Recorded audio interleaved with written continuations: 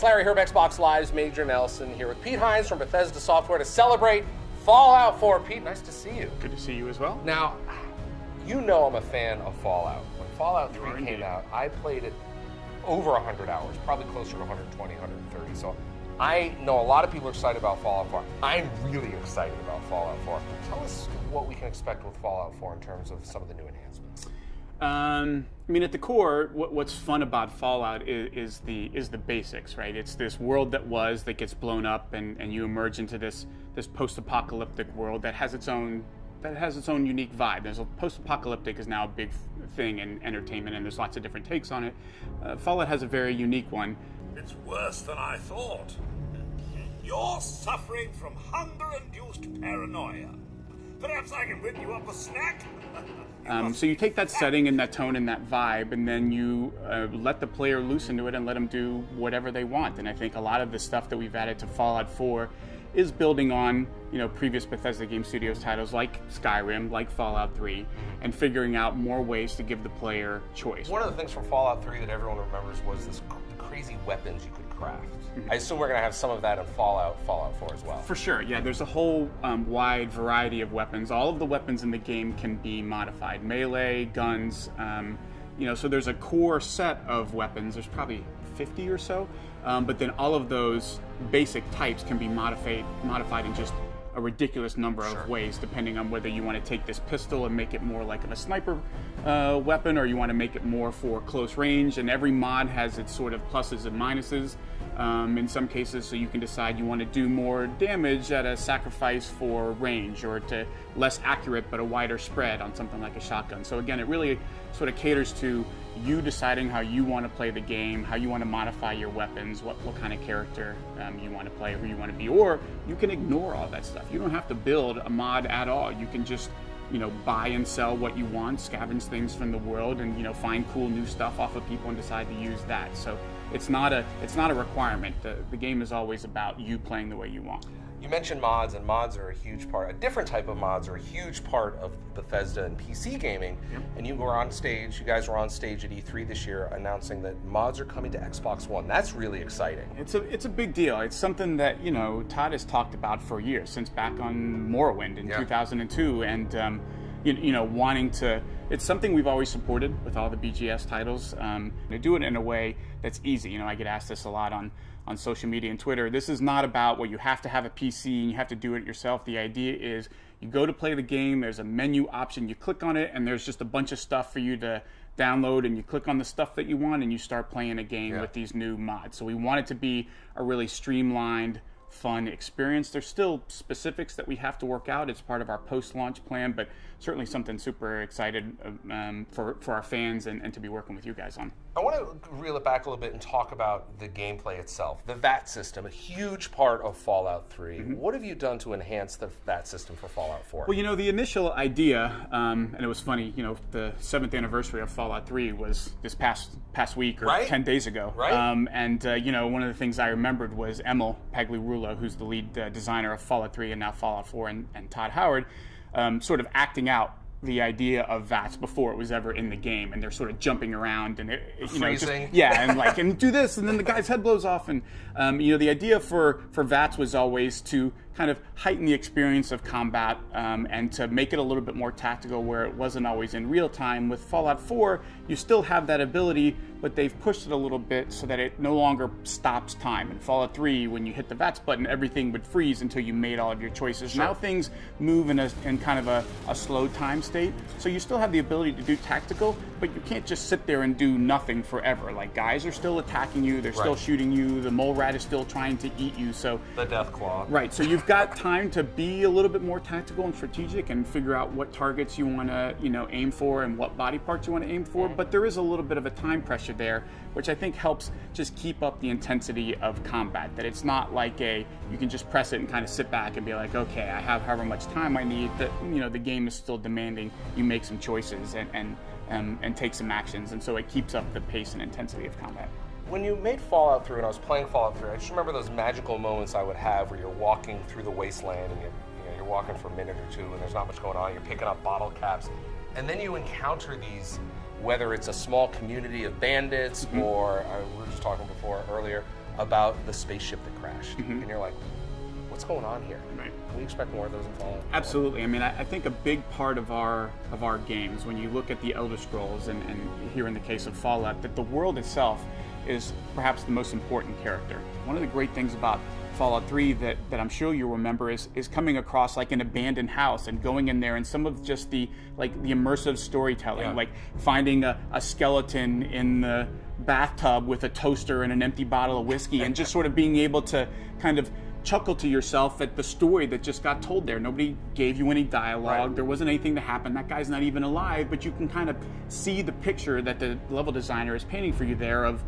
this person coming to their obviously intended demise. Right. There is so much stuff in our world. It's really mind-boggling, to the point where there's nobody on our team that knows everything that's in the game. There's simply too much. There's too much stuff. There's too many things that we've put into the game for anybody to know about all of it. So even for the devs, who are making and putting this stuff in, they still find things that surprise them. And I think that's part of the fun, is finding these stories, these characters, these factions, and experiencing them. And they're all sort of standalone experiences that make the game more fun and make you feel rewarded for exploring and finding these things that are out there.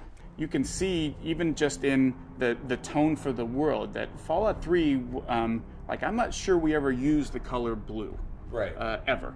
And I'm exaggerating slightly, but not a lot. Like, it was a very intentionally dark, gray, depressing, and you'll notice Fallout has got more color, that there's more, there's opportunities for blue sky, and it's got this different feeling of not everything is horrible, and how are we ever going to make it? But the idea is that this is now home for these people, and the world that was is almost kind of irrelevant to these folks. Their reality is, this is where I live, and like, this is my life, and we're going to make the best that we can of this. And so you get those little glimpses of color and almost a feeling of, I don't know if hopeful is the right word, but it's a little bit more, it's not quite as pessimistic and dark, I think, as you saw in Fallout 3. Well, what are some of the innovative areas that you looked at? Because you certainly could have said, oh, hey, we've got this great blueprint for success with Fallout 3, which was tremendously successful. What have you done to build on that in the areas that you've innovated for Xbox? Sure. One well, one of the things that Todd Howard has talked about a lot as far as their approach is that every game gets treated sort of from scratch, that we don't walk into it thinking, well, here are the things we have to keep, and then let's talk about it. Everything sort of gets reevaluated and re-examined. There is no well, obviously we're keeping this, or so even something like VATS doesn't get the well, obviously we're keeping VATS. It doesn't get a fast pass in. Right. Everything gets evaluated. Do we like how we did this? Is there something else we should do? Should we do more? Should we do less? There's no kind of sacred cows, and I think that's part of his belief that you can get stale by sort of staying in one spot or taking the safe route of not trying to change too much. And he really believes, look, everything has to be reevaluated and re-examined, and keep the stuff that worked and improve the stuff that didn't, or try new things. He really loved the idea of looking at games like Minecraft, which I'm pretty sure you're familiar with. Yes. And how much people love just jumping in and taking the world and recreating it in their image, and him thinking well, we already do crafting, and the team wanting to say, well, what could we do so that it's not just a scope for your gun or a larger clip for your 10 millimeter, but your house isn't just a house that we give you. It's a space that we say, build whatever you want, and not well, press this button on a menu and then walk away, and when you come back, this house will have magically appeared. No, you do it. You put the walls down, you put the floor down, decide what kind of roof you want, what furniture is going to go in there, and doing that all in real time in these predefined places, which are, by the way, all over the world. It's not like the entire world can be built, but there are big, large areas all over the world that you can decide, this is a spot that I'm going to try and rebuild and do develop some stuff to, and you can, again, do that or not, but the ability to do that, and just how crazy you can go at that, I think is difficult for you to appreciate until you get into the game and you start to realize, oh, I might mess with this, oh, I might mess with that, and next thing you know, you haven't gone anywhere in the last 3 hours because you're building pumps for water and stringing up power for generators because you just wanted to hook that TV up to something and see what happens when the TV gets power.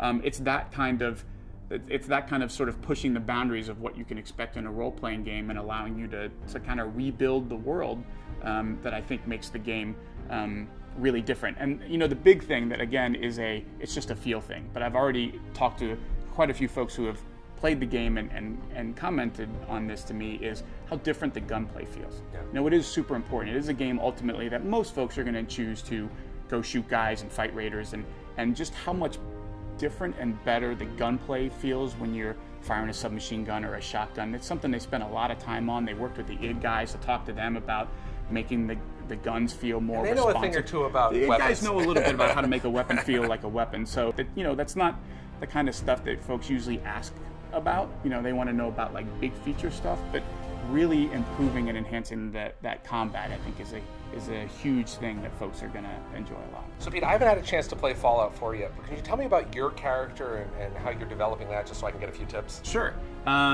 We start you off and you have 28 points to assign to your specials, which are your base attributes, strength and perception. My problem is when I play a role-playing game, I tend to try and be like jack of all trades. So you're peanut butter. Yeah, I try and sort of, I never want anything to be too low. But the really interesting thing, the more that I play the game, and I think the thing the team did a great job on is this really interesting tension that every time I level up, I get angsty because I can't decide exactly what I want to do most, because those level up points are so precious and there's so much stuff that I want to do. Right. And so, I always drop points, for example, into Gun Nut as soon as I can, because I love modifying my guns. But the thing that they do is there's multiple ranks for each perk. So Gun Nut, you can level up multiple times, but they stretch out how far in between you're able to do those. So it's not like I can put it into Gun Nut and then I can do it again the next time. Again. Like they let you do Gun Nut and then they say, you know what, the next one you're not going to be able to do until you level up to level 14. And so I'm actually forced to figure out, all right, what else am I going to focus on? What else am I going to put my stuff into? Right. And so I do a lot of stuff in and around crafting. I focus on armorer, which is a strength thing. I focus on science and Gun Nut. One of the things I focus on a lot is you have a perk that allows you to get more resources out of the stuff that you break down, and you find that here's a little tip for you folks who like to build your own stuff. Adhesives and screws are unbelievably important. Okay. They are incredibly, they're rare, and you can't build anything to modify your armor or weapons without adhesives. So duct tape, like, I don't get excited about anything in the game like I get excited about finding duct tape in the world. Because when you find duct tape, you're like, yes, now I can build that scope. Now I can put that extra mod on my armor or whatever it is. So I tend to put points into things that allow me to find those things better, which is cracking safes, getting into computer systems, or just scavenging better stuff when I find stuff. So it's a really interesting system that doesn't allow you to just say, I'm going to keep picking that perk over and over again. They actually force you, based on the requirements, to kind of spread out and to figure out, like, you can't just keep doing this over and over again, and you're going to kind of pick and choose from different abilities or different perks as you go along. I'm still having a ton of fun with it and figuring out kind of where I want to go, and sometimes I'll save a point because I know I'm going to unlock a requirement soon. But that whole system, we were talking before about Fallout 3 and the character system and just how it's different from Fallout 3. This is one way. It's very subtle, but playing through it, it's very different than previous games. But I think folks are really going to enjoy it when they start to figure out just how deep and really complicated it is. Well, much like Fallout 4, this interview could go on for many, many hours. So I'm going to let you go. Pete Hines from Bethesda Software. Congratulations to you and the team on shipping Fallout 4, and thanks for watching.